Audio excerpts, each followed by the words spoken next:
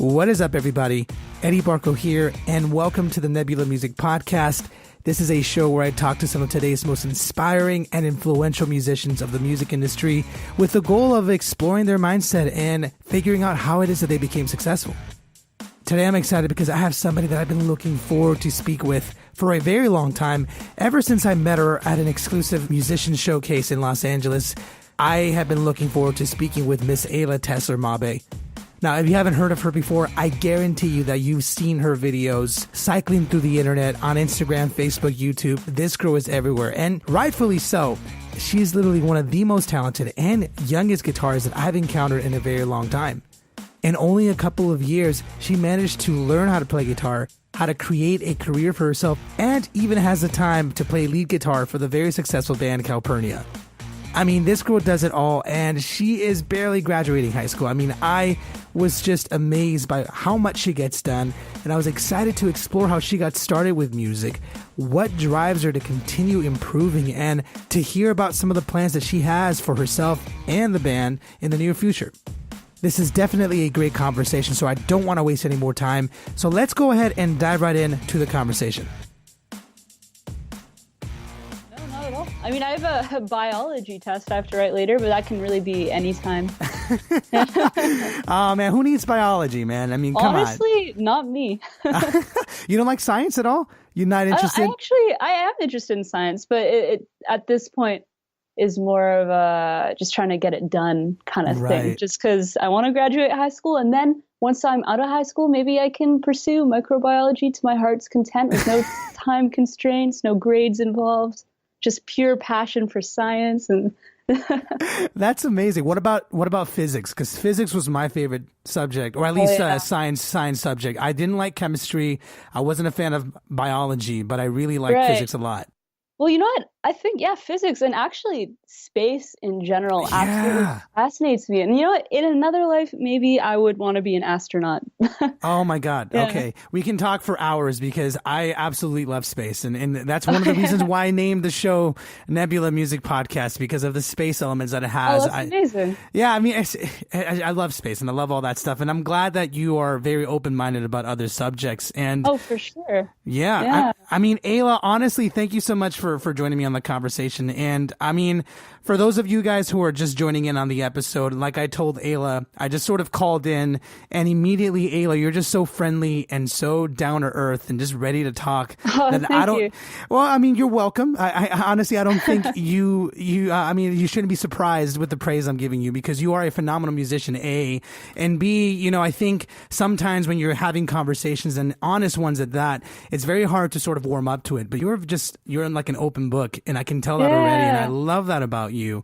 And so, Ayla, I mean, there's not much that I can say that you're not going to say, and so I would much rather hear from you. And so I kind of want to know a little bit more of your backstory. Like, you know, I think a lot of your fans know, you know, where you're from and all that stuff, but for someone who may not know who you are, you know, like for someone who's just kind of tuning in and figuring out what you do and how badass you really are, maybe you can give us a quick little like rundown of, you know, where you grew up and maybe how you got introduced to music and all that jazz.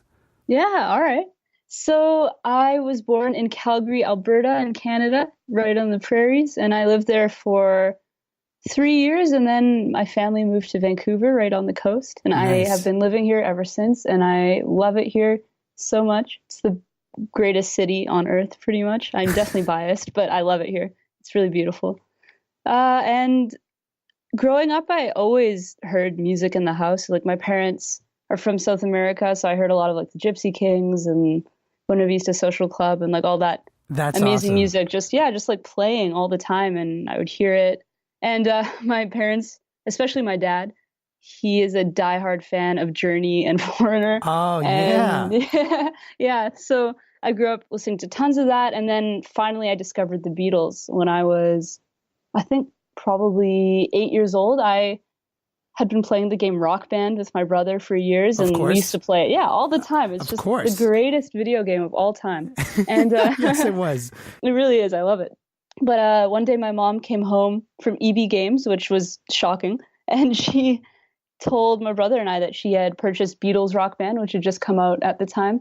And I was like, oh, well, I mean, I enjoy the Rock Band games I'm playing now. You didn't have to do that. Thank you. But I mean, I'll try it at some point. And I tried it and it just changed my life completely. I fell in love with the Beatles. And at that time, you couldn't actually access the Beatles on iTunes. So I would play Really? that game. That's Yeah, right. Yeah, you're right. right. Yeah, because of the whole legal Yeah. fiasco going on there. Exactly, exactly. No, you're right. Yeah. But what I would do is every single day I'd get home from school and I would play that game just for hours on end every single night, just so I could listen to the Beatles. And I, from there, just discovered so much great music. And I, at that point, realized that I really wanted to be able to play music in some way. And like, I wanted to be just like them. And so I begged my parents for my first guitar. And sadly, I did not like it at all. I took like 2 lessons. Really? Yeah. And I'm like, okay, I mean, I guess this is fun, but why am I not good? How come? Was it just because did it hurt your fingers a lot, or was it just because it was a lot harder than you thought? Yeah, and it's so easy to be discouraged when you're young and you're enjoying other things you're doing, and when you're young, things are more fun when they work immediately, and obviously music is not one of those things. And, especially in Rock Band where you can just press the buttons and you're just busting solos. Yeah, and I wonder if that in any way was part of it. But I mean, at that point, I'd been singing a little bit too, and so obviously I was enjoying that. But then I sort of put the guitar down, but I played the cello for a few years at school until I was in grade 5. And then when I was in grade 5, I made the switch to bass guitar because, it occurred to me, as much as I love the cello, and I think the cello is one of the most beautiful and expressive instruments. And it really is. Yeah, it is. I want to pursue it as soon as I can. Actually, I'm looking for a cello right now and like a sitar and all these instruments. But that would be so cool to see you play. That'd be dope. Yeah, it'd be so cool. Because I mean, I love classical music and all that, and it's so beautiful. But I feel like the cello is one of those instruments that when you're a kid, and you're obviously younger than me, but I know for me growing up, when you're a kid, you're so tiny, and the cello is so big that it makes you look dorky. Like, and a lot of the kids are like, "Oh, you're playing the cello," but as a grown up or as you get older, the cello is such a refined and such a classy instrument that people are like, "Whoa!" Absolutely. Yeah, and I loved it, but I found that I was actually turning it on its side to sort of mimic like a bass guitar or something like that. But then I actually started playing the bass guitar when I was in 5th grade.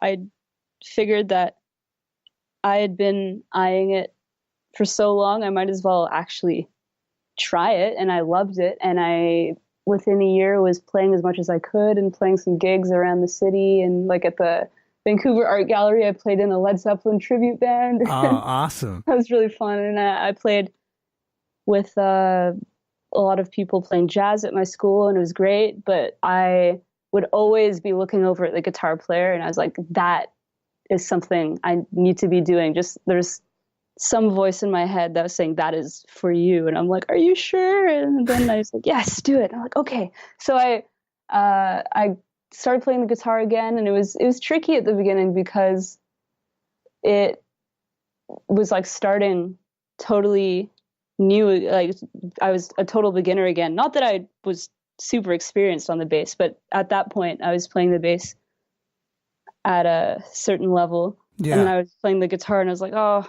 maybe I'm just not meant to play the guitar.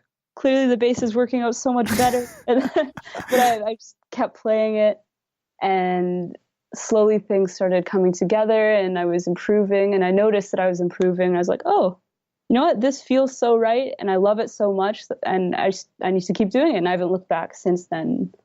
You know what I'm curious about? Like, I mean, I feel like that sort of kind of happens to a lot of musicians that you and I know.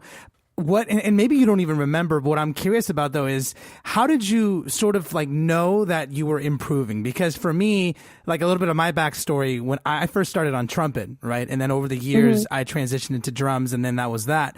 But it's, everyone sounds bad on the trumpet when they begin, right? And I mean, they do. Then the kids quit, because they sound really bad. And guitar, in a way, for me, it's similar because I also learned how to play guitar a little bit, and it was so hard. And, I just couldn't get the fingers right, and the chords just sucked. Were you playing or learning a song, and then one day you were like, oh, I finally can play Guns N' Roses. This must mean that I'm improving. Like, is that kind of what happened? Like, what happened that made you like feel like I got this, like I'm getting better? I think definitely what you're saying is so true about how there's certain instruments where you can hear exactly how bad you are, and it's easy to become discouraged. And it's interesting with instruments like the drums and the bass that are, in most of the time they're much more rhythmic. And I think, Yeah.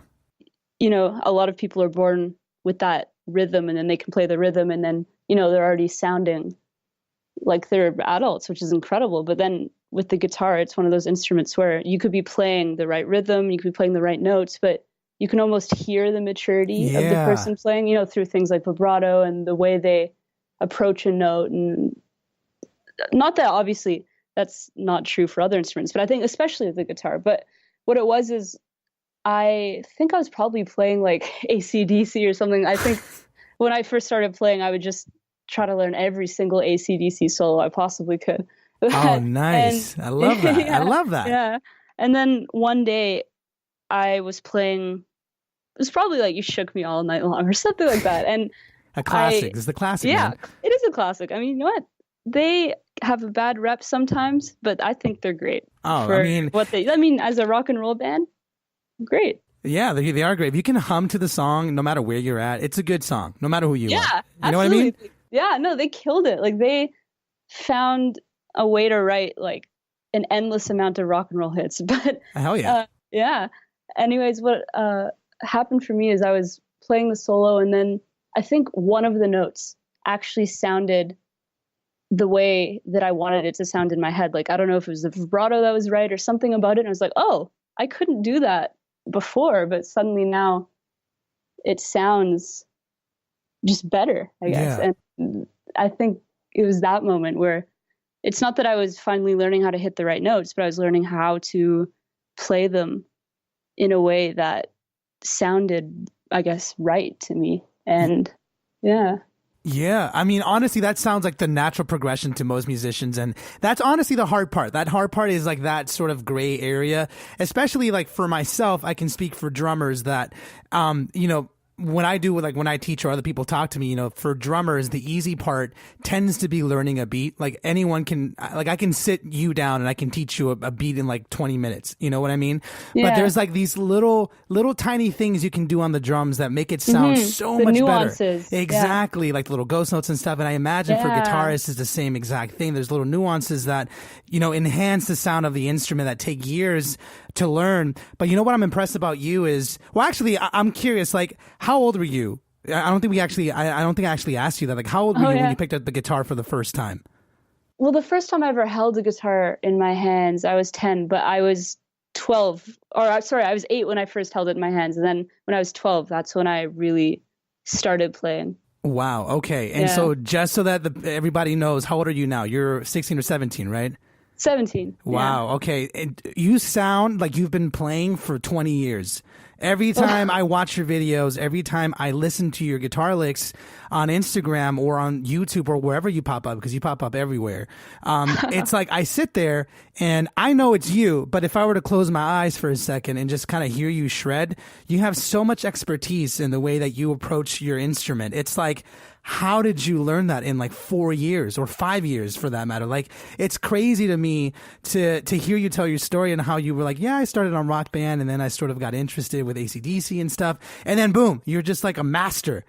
You know what I mean? I would say master, but thank you. That I really appreciate that, especially coming from a musician like yourself. Like, you have no idea how much that means. But yeah, I don't know. I guess for me, I was lucky that I was somehow hit with this realization very early on that just simply playing the right notes doesn't necessarily make you like a good musician, I guess. Like, you can be a great guitar player and you can have a great technical mastery of the instrument. But, people like B.B. King, for instance, he could play one note and just make people scream. Yeah. And I figured there must be something else there aside from just playing one note and holding it. Like, there has to be something else there. And I would spend all this time listening to other guitar players that I thought really moved me and just trying to pick apart what it was that they were doing, and not picking it apart in a scientific, mathematical way, but just trying to tap into whatever emotions I could tap into that could allow me to, inject every note I played with as much feeling, I guess, as I could. And I think everything follows suit when you're able to tap into the feeling of the music, because ultimately the notes, I think, are just there to help you express feelings. I don't know. That's just something that I believe and something I realized and has really been a fundamental part of my musical philosophy, I guess. No, and it's an important one. And it's very interesting that you bring up B.B. King, because I kid you not, this is something that I've actually talked to, that I've talked with like so many guitarists on this show and off the show. B.B. King is like the prime example for whatever reason. I mean, he was a king, right? I mean, it's in his name. He was the king of sound and the king of what he did, but his approach to guitar and playing and music was so simple in theory, it was so simple, compared to, shredders and other people that play super, super fast. But you're right. There was this approach that he had to the sound, and, I don't know what it was, the vibrato that he would play and the emotion that he would emote.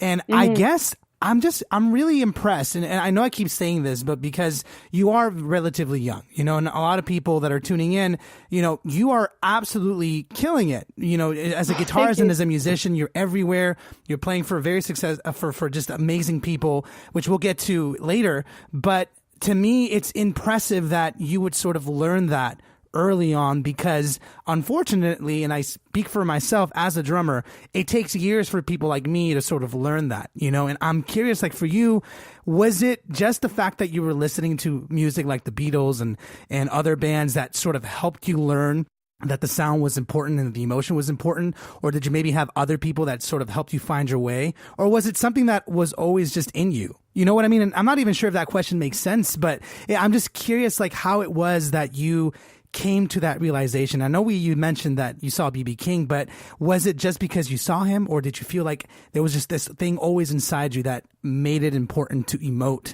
as opposed to just play random stuff, if that makes sense? Yeah. I definitely believe that it's something inside me. I think it's something inside everyone, because the music that moves people the most is the most human, because it's able to, connect to people on that very human level, because everyone's capable of feeling emotion. And I think it's just, for me, I've listened to so much music over the years, and there's some music that, it is uplifting and it's fun to listen to, but then there's some music that makes you want to cry and just touches you so profoundly and so deeply. And I think for me, I just wanted to create that kind of music that was able to touch people in that way, because in a way, it's kind of like giving back, because I'm so grateful that there are musicians out there who have created music like that has impacted my life so deeply. And like, if I could do that to even just one person out there, that would be a dream come true for me, and it would make everything so worth it. And so I think that just drove everything I did. And obviously I have so much respect for people who spend time, with the metronome and like working out scales and working on their technique. But I have never really done that. I can think of like three occasions in my life where I sat down with a metronome to slow a lick down and like speed it up.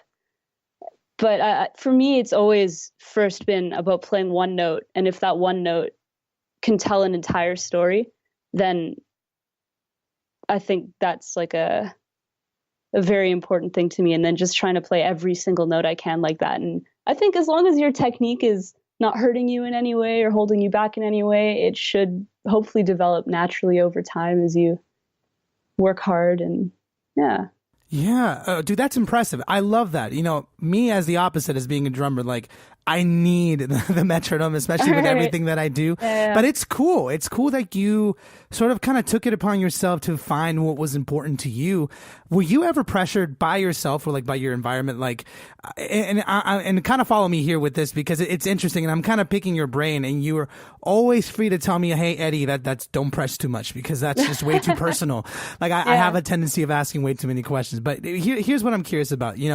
As we're all sort of growing up and learning how to be musical in our own right? We're all trying to find our voices. Sometimes we can find ourselves in environments or, surrounded by other musicians that have different opinions or feel like music needs to be a certain way. That guitar, in your example, guitar needs to be played a certain way.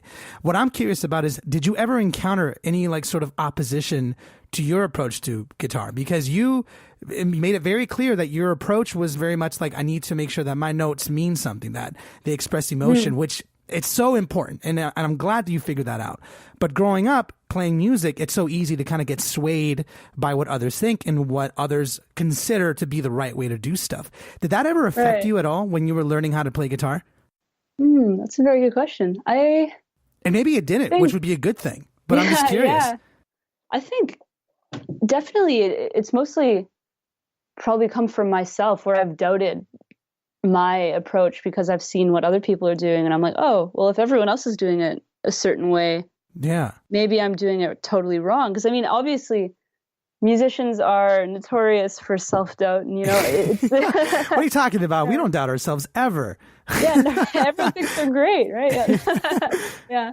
But definitely, I've noticed, like, even the way I bend notes, like my bending technique is, I don't want to say wrong. I mean, you could say wrong, but vastly different. Like I use a different set of muscles in my fingers, for instance. And that's something I realized a few months ago. And I was like, oh, that's so interesting. And, obviously it can be sometimes a little bit scary when you realize you're doing things in a very different way than everyone around you. But I think when I took the time to reflect on what I was doing, ultimately I was like, what I'm doing feels right to me. And if it feels right, then I need to do it. And it's interesting because especially when I first started playing, I thought there were these hoops I had to jump through to get to a certain place. And like, for instance, with jazz, it's always something I've very, very desperately wanted to play. But when I was first starting, I realized, if I just played like the major scale, I'm like, oh, this sounds kind of nice. I like the melodies I'm coming up with, but I don't understand what I'm playing. And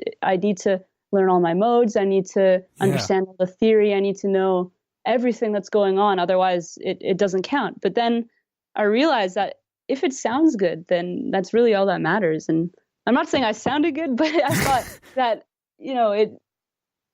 I was making music, at least to some extent. And if you're doing that, then I think at the end of the day, that really is the most important thing. And people get to that point in different ways. But as long as you're getting there in a way that works personally for you. Oh, sorry, go ahead.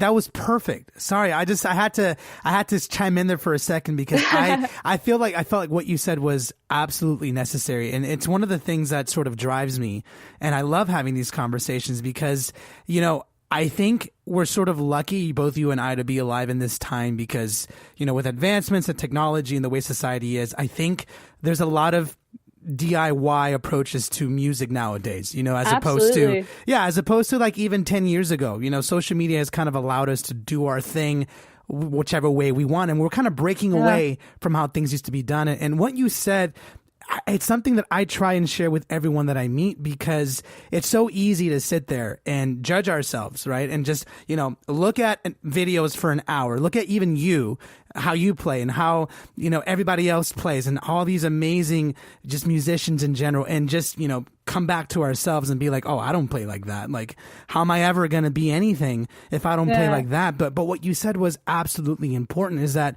you were making music that satisfied you and you were always pushing yourself.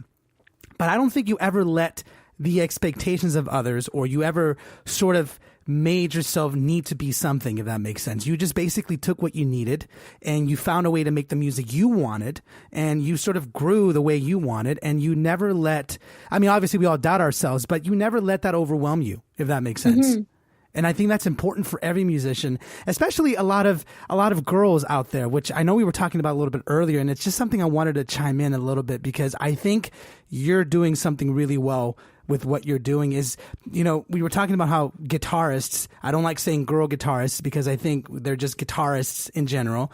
But growing up, I think this has been the first time that there's been a lot of girls interested in playing guitars. And you were telling me how I think nowadays there's like 50% of guitars that are being bought by women, which I think is an amazing thing, an amazing time to be alive. You know what I mean? And I'm curious. Absolutely. I'm curious, like, do you think that the reason why so many more girls are starting to become interested in guitars is because there are more girls out there like you showing the world what they do and being themselves? I mean, I can only hope so, because I think definitely being the first to, break that glass ceiling is always terrifying, right? Because, I mean, not saying that I'm doing that, but if you are doing something when there aren't really a lot of role models of people out there who are like you, like, for instance, people playing electric guitar that are girls. And I think it can be scary to jump into that world, and you might often be thinking, oh, well, maybe there's a reason there's no one else out there doing this. Maybe it's not for me. But then if it feels right to you, then it is for you, and it is the right thing to do. And I can only hope that for anyone out there who wants to play guitar, if they are seeing people like themselves doing that, then they can see that there's really no reason that they can't be doing that as well. And yeah, absolutely. That's amazing. And I love that you're sort of doing that, with everything that you're doing. And I've mentioned this several times already, but I think it's important to mention that you're doing a lot. Like, you do so much, not only just, for society in general, but I mean, like, physically, you do so many things that I think it's just fascinating. Yeah. And again, guys, like, you're 17, right? And you already sound like a professional. You sound like you've been playing for 20 plus years.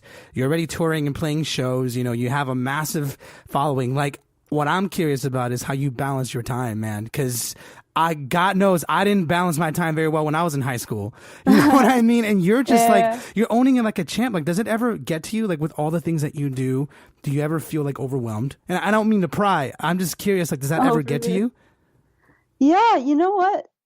It definitely does. And sometimes it's interesting because I think ultimately at the end of the day, your thinking and the way you are perceiving whatever is around you is a big part of how stressed or overwhelmed you feel. And sometimes I catch myself in moments where I feel particularly stressed out because I'm looking at all of the things that I have to do as these huge, monstrous tasks. And then on top of that, maybe I start to doubt myself and I'm like, oh no, I'm not good enough. This is really bad. And, I mean, definitely I feel that way sometimes. And that being said, I'm really lucky that I'm surrounded by people like my parents and my family and the school I go to, all these people that are really supportive and are happy to help me in any way they can if I need, like some extra time or more flexibility to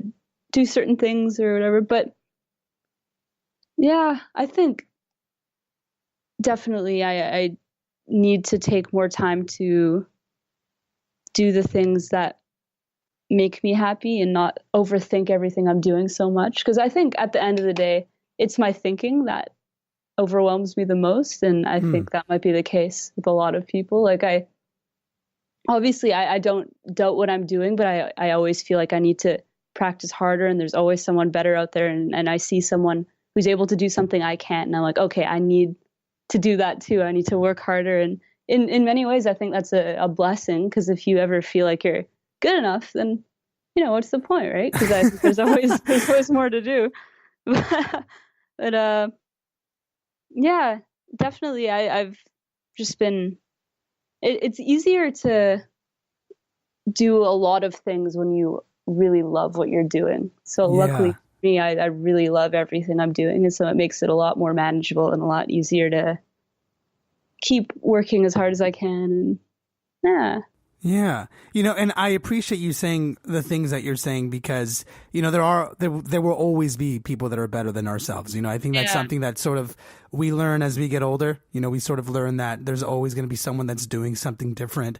And this is just me just being curious about, you being in high school and sort of touring the world and doing all these cool things. Like, how do your friends react to, your success that you've sort of built for yourself?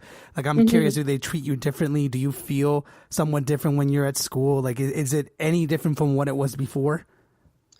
Well, luckily for me, my friends and the people around me and the people at my school, because I go to a small school and I've been going to the same school my whole life, but people have always known that I've loved music and that I wanted to be a musician and that this was something that I was just gonna jump into the deep end regardless of the stage I was at right now. Like, even if I didn't have as many cool opportunities coming my way right now. I was always planning to go to a music college. And yeah, absolutely. Nice. And just try it out and see what happened.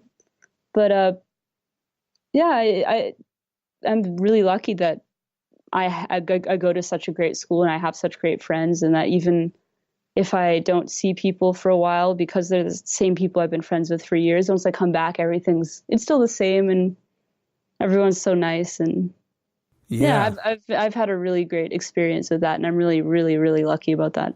So I'm curious, like your plan to go to music school, like, is that still in the back of your mind? Like, what's going to happen after high school? Because you're basically almost done. Like, you got one more year, I think, which you have so many opportunities already, and you're getting ready to sort of just take them all and run with it.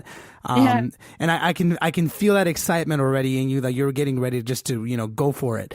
But I'm curious, like, are you still thinking about like having a plan B at all? And obviously my answer to you would be no, but I'm curious, like, what will you think? Like, do you still think about that? Do your parents or anybody around you like suggest for you to have that plan B, like go to college, kind of think of an education, that whole thing?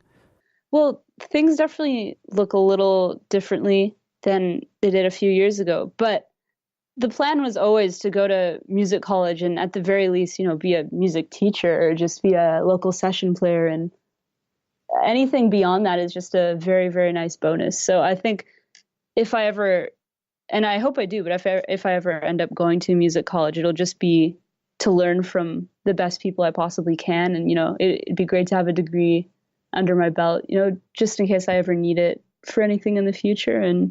But I think music has always been the plan anyways. So yeah. No, I'm glad it is. I'm glad that it is the plan. And I think, with someone your age to have that many opportunities, I think it's just absolutely fantastic. And, I really do appreciate you being honest with me, because I know it can be a little bit difficult to be honest about, what drives you and what is important to you as an individual and as a musician. And one of the things that I find very impressive about your story, and I think a lot of people probably have the same questions, and I don't want to drown you with like the same questions that, you feel like other people would want to know, but you are part of a very, very well-known group, I think, a very talented group of musicians. And I'm curious for you specifically, you basically, I wasn't sure if I got the answer earlier, but are you primarily self-taught? Like, are you self-taught in terms of music, or did you have some teachers early on? Yeah, well, I was pretty much entirely self-taught for the first year and a half, 2 years or so. But then I met this awesome local jazz guitar player named Adam Rolick, and I've been taking lessons with him. And there are some amazing mentors who have stepped into my life along the way. But I think what's so beautiful about all the people that are there to give advice is it's like they've offered themselves to me in a way where it's like any questions I have for them, they're there to answer, and like they guide me, but only in directions that they can see I want to go in. And it's kind of like, oh, that's cool. Yeah, it's super cool. Like, I have a music mentor named his name is Sammy. He's this awesome local musician, and he essentially is like a music psychologist in some way. Ooh. Where he like asks me questions to help me discover what I really want. And it's great that there's no one really imposing their beliefs on me. And, yeah. Like, what kind of questions does he ask you? Well, I'm curious. Just like these kinds of questions that help me reflect on who I want to be as an artist. And it's like, he hosts all these local jams that I unfortunately haven't had as much time to go to in the past little while, but I've gone to a lot of them. And always he's asking me, like, how did you feel that when, how do you want to be on stage? How do you want to be communicating your music to people on stage? And like questions like that. And, questions that really got me thinking and helped me reflect on the kind of artist I want to be right now and in the future, and how I can improve and grow. And have you come up with an answer? Like, I'm curious. Like, it's interesting because I don't normally hear that. And I think it's very important, because I had another friend who told me something similar about his instructor too, when he was sort of growing up and learning how to play his instrument, the importance of, who you were and what you brought to the music was more than just what you played. It was really about who you were, right? Yeah. So I'm curious, like for you, and maybe you don't even have an answer. I'm not even sure if I have an answer for those questions, but I'm curious, like, have you sort of started figuring out, or do you have an idea of who you want to be or who you are in terms of music on stage, like what you bring to your instrument? Like, does that make sense? Yeah. Oh man. I mean, I might have some vague semblance of. I mean, we may not ever even answer, figure it out until we all right? die. Yeah. You know what I mean? But I'm curious, like, I mean, what are some of the elements of you that you think are like important to your music that you bring as an individual?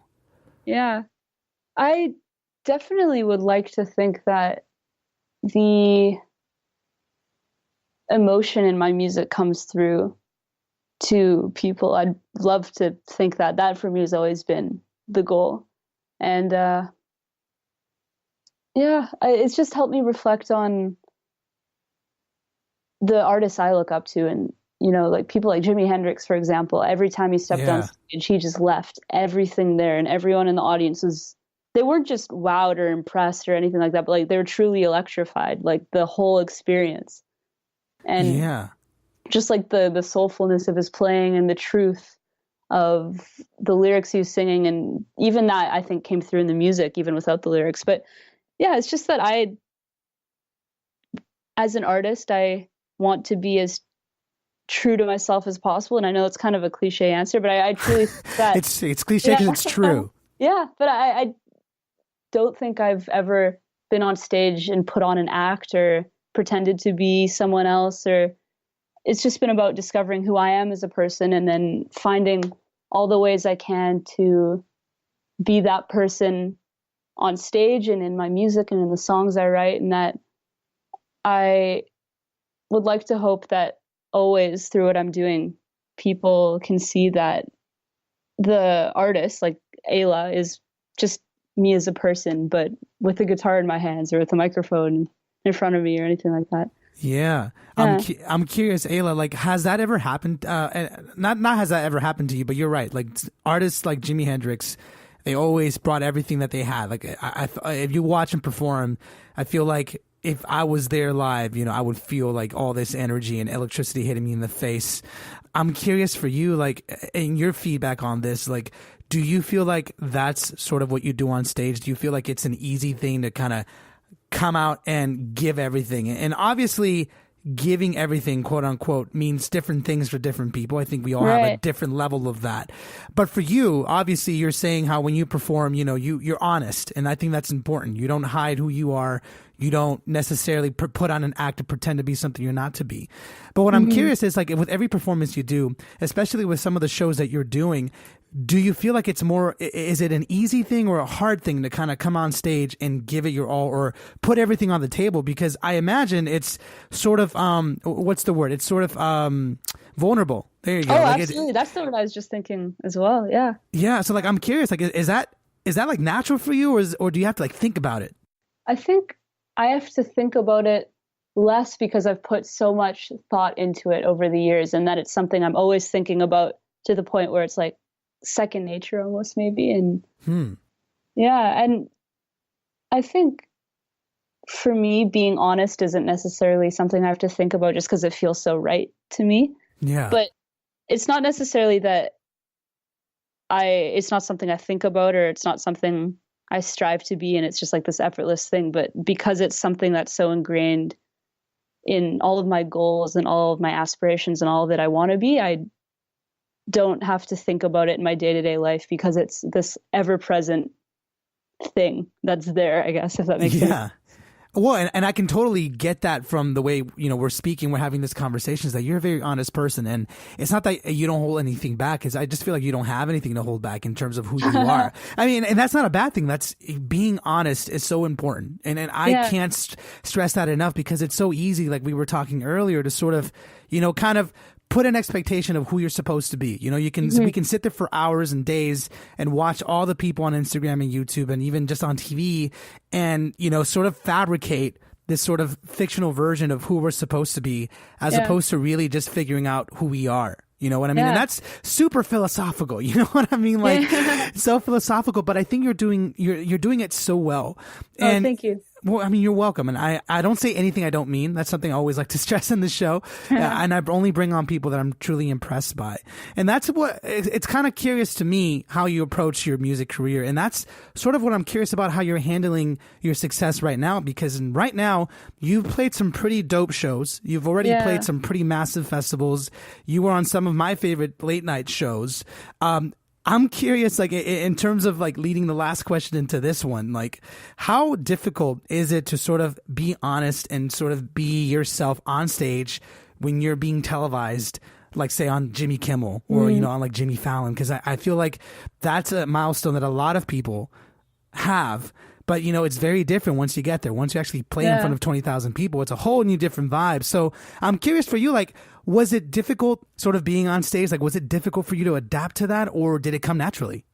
I think it's not necessarily the venue that I'm playing at that is the most difficult or anything like that to me. It's just that I'm so hard on myself as a musician all the time that I could be playing for 5 people at a bar downtown and I could still be so nervous to go on stage because I have this expectation of myself that it's, you know, not just playing 100%. Like it's not acceptable to myself to just play as well as I did in rehearsal. I want it to be as good and then maybe even better if I can. And it's like, I always have this expectation or a goal that I'll be even better than the last time I played. And it's in many ways unrealistic, but also something that motivates me to really work hard. But I think the only difference between, you know, playing in downtown at a bar for 5 people and, you know, obviously playing these amazing shows is that I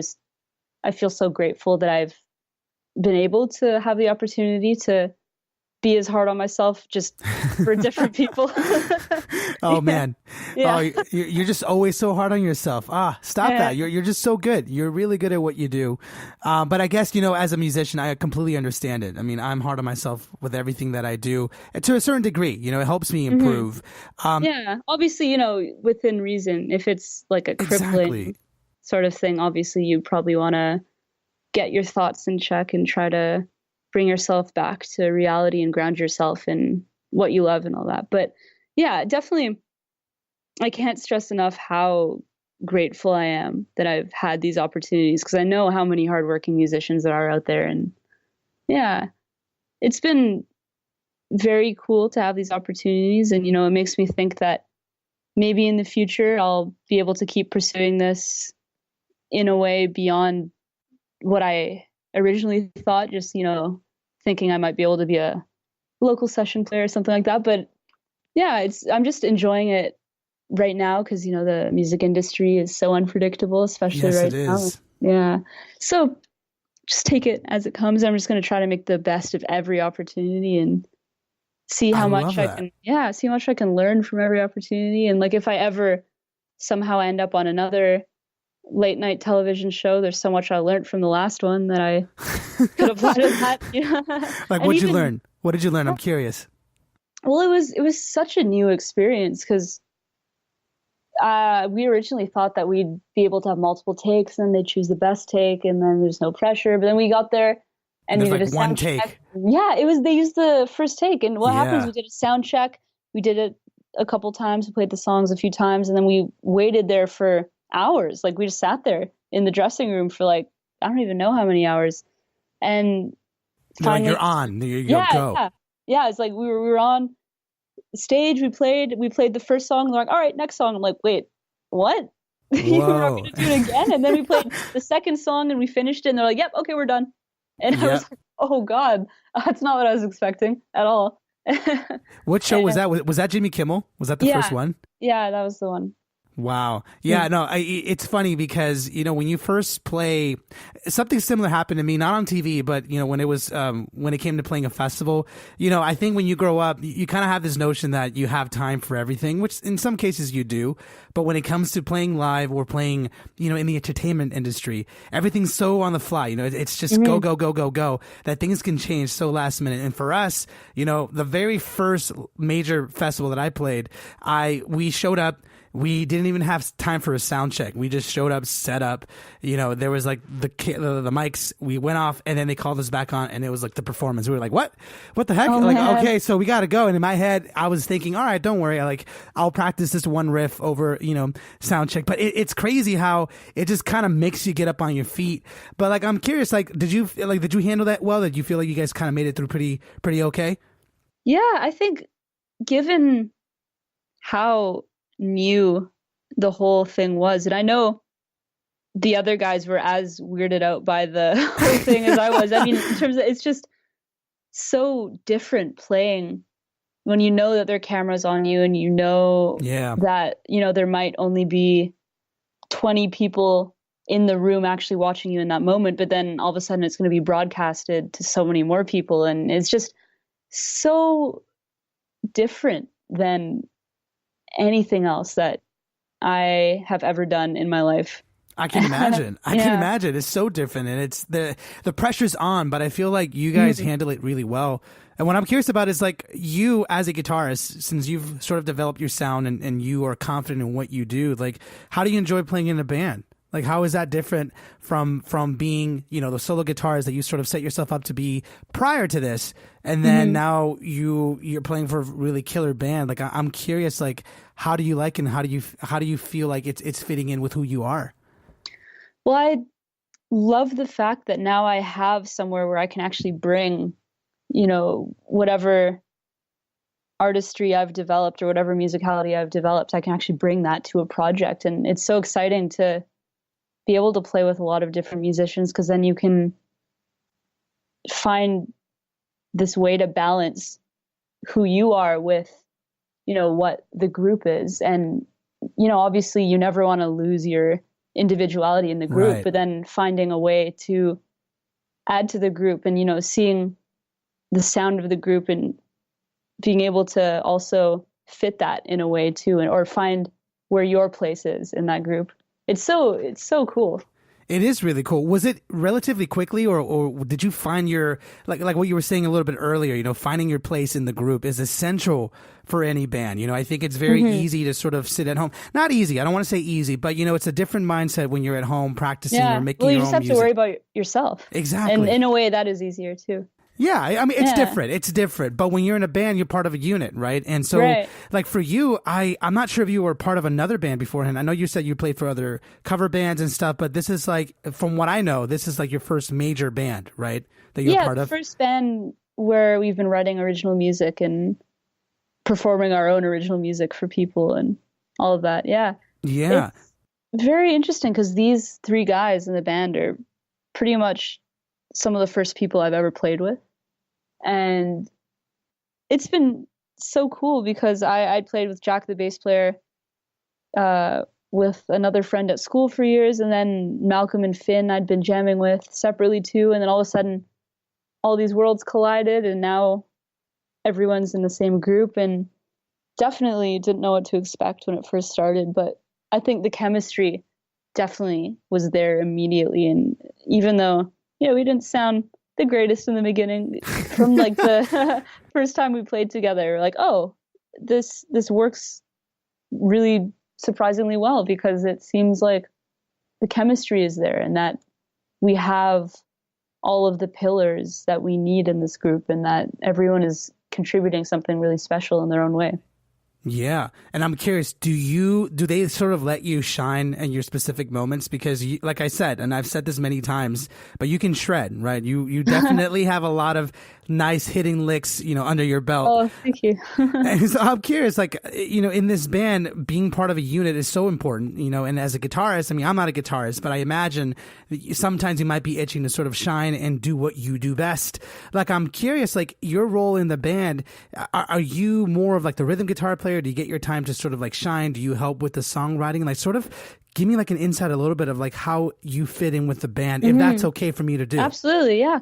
Well, I guess what we've been saying is that I play like the lead guitar in the band, and like all the solos are always played by me, and I'm always adding like the, I guess, quote unquote lead guitar stuff in the songs. But yeah, I think what's cool is we're definitely all on the same page and that we just want to write a good song ultimately. And I think for me, again, going back to my mentor, Sammy, one thing that he really hit home with me is that ultimately you need to serve the environment that you're playing in and the song that you're playing over, and that it's just about being being very thoughtful in what you're playing, and that if there doesn't need to be a solo there, then there shouldn't be a solo there. But if you're playing a song and you feel like you need something to take the energy in a different direction, then maybe it fits. And I think we're all on the same page in that regard, which is great, because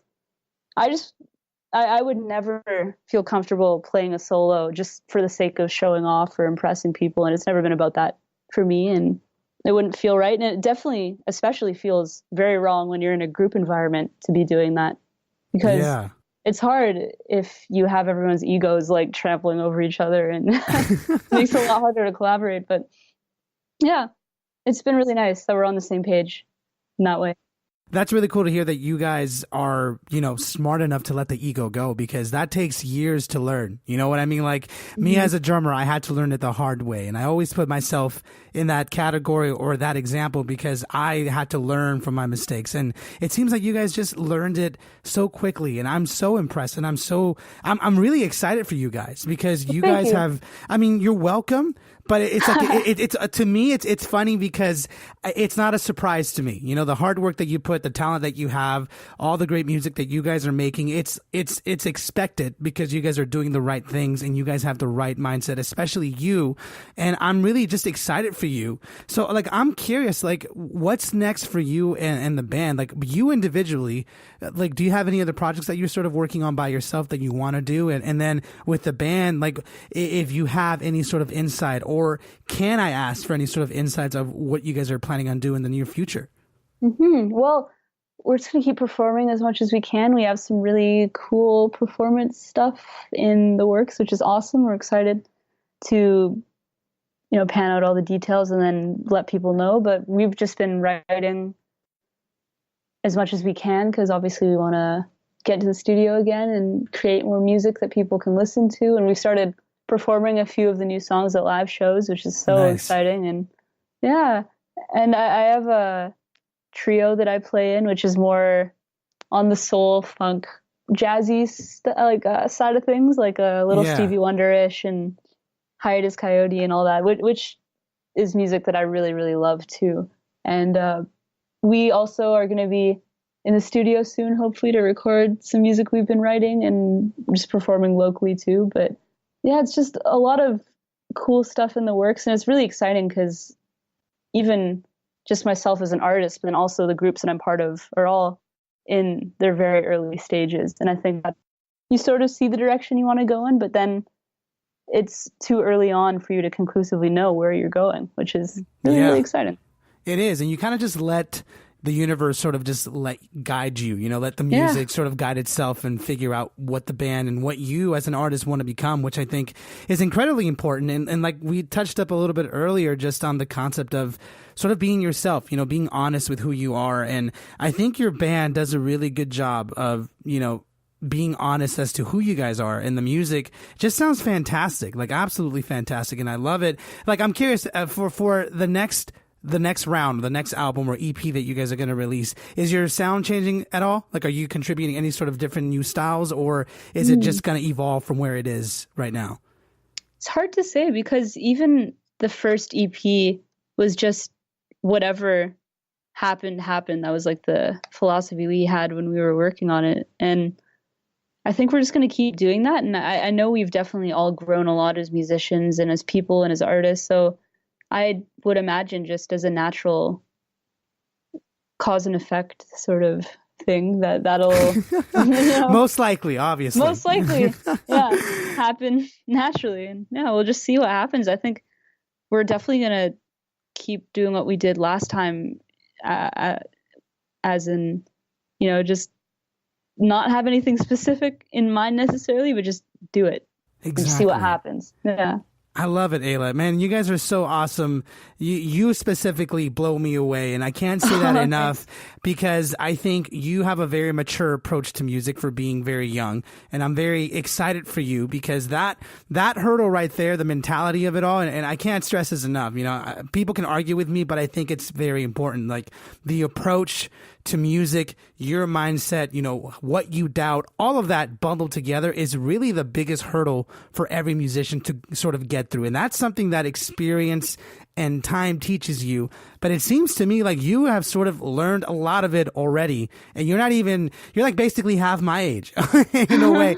And you have those lessons. And so that's why I'm saying, like, honestly, keep doing your thing. Like, you don't need to hear it from me, obviously, but I'm very happy with what you're doing and I'm very proud of what you're doing. And I think lots and lots of musicians are sort of taking example from what you guys have been doing and what you're doing. And they're inspired to do that, to be themselves. And I think as long as you're doing that, as long as we're all being honest with who we are and who we want to be, then we sort of take that baton and give that example. And then other people come and they do the same thing. And we all kind of build on top of that. And I think that's what makes this industry in the music world great. So thank you so much for joining me on this conversation, Ayla. Well, thank you. Thank you so much for having me. I really, really appreciate you having me because, I mean, you've had so many incredible artists and it's an honor that you wanted to take the time to speak to me, and well, I'll let you know.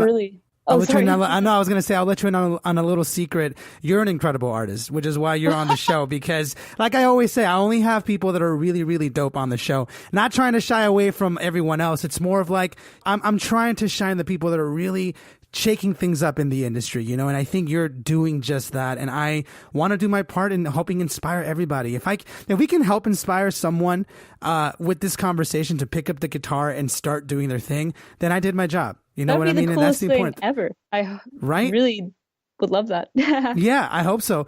To end things off, like, we already talked about everything, and there's nothing better that I could say, but to kind of summarize things, if there was someone out there that, you know, listened to this conversation and they like your stuff and they're your fan and they want to do something similar, or they want to explore or just kill it, they want to get to that next level in their music career, like, what would you advise for them to be doing right now? Or one thing that they could do starting now that would help them and that helped you and that could help them in their career in the near future?